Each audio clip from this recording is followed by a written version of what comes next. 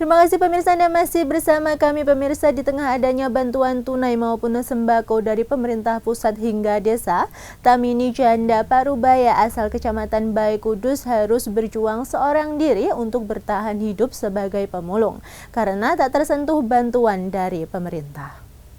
Hanya jalan tanah berbatu dan naik turun perbukitan inilah akses satu-satunya terdekat menuju rumah Tamini. Dari jalur utama Kampung Dalangan, Desa Lau, Kecamatan Dewi Kudus, di rumah tua inilah Tamini janda parubaya 55 tahun hidup sendiri selama 15 tahun terakhir. Ikuti anjuran pemerintah dalam memungut sampah keliling desa, Tamini tetap kenakan masker sebagai sarana pencegahan diri antisipasi penularan virus corona. Dengan berjalan tanpa alas kaki, Tamini mengais sampah yang laku dijual. Terkadang dirinya harus berjalan hingga belasan kilometer ke desa seberang.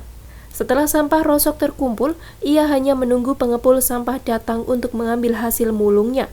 Dalam sepekan, Tamini hanya bisa mengantongi 10 hingga 20 ribu rupiah.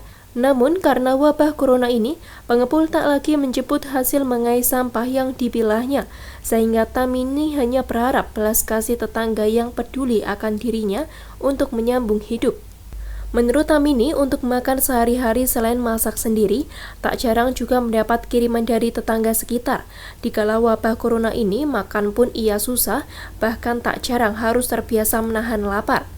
Ironisnya, meski bantuan berdatangan dari pemerintah pusat hingga pemerintah desa, dari dulu hingga kini, Tamini tak pernah merasakan nikmatnya bantuan dari pemerintah. Hari-hari saya nyari rosok. Itu kalau dapat, kalau nggak dapat ya dapat sedikit, dapat banyak ya banyak. Kalau kadang-kadang ya kadang nggak dapat. Hasil rosok itu kalau sehari-hari nggak tahu hasilnya. Itu kalau seminggu saya jual kadang 20.000, kadang 15, kadang ya 10.000. Saya nggak pernah dapat bantuan, Mas.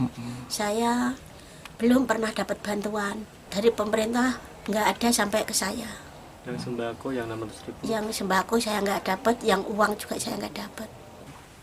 Dia tahu, saya tahu ada bantuan dari pemerintah banyak, tapi saya usul kemana-mana nggak ditanggapi. Udah sama Pak RT, udah sama Pak RW, sama Pak Kamituo. Dari ponakan-ponakan saya, dari tetangga yang ngasih beras.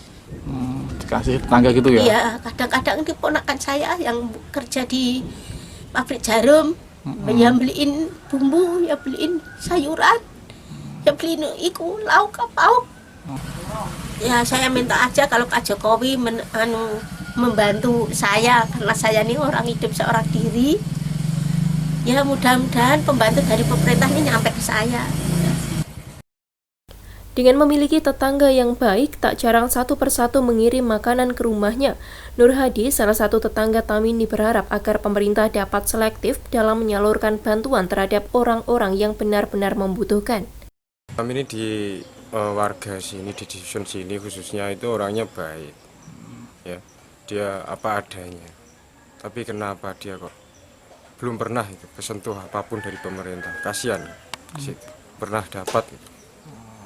Soalnya orang-orang yang lebih dari Bu Tamini itu banyak yang dapat, kasihan kan dia di situ.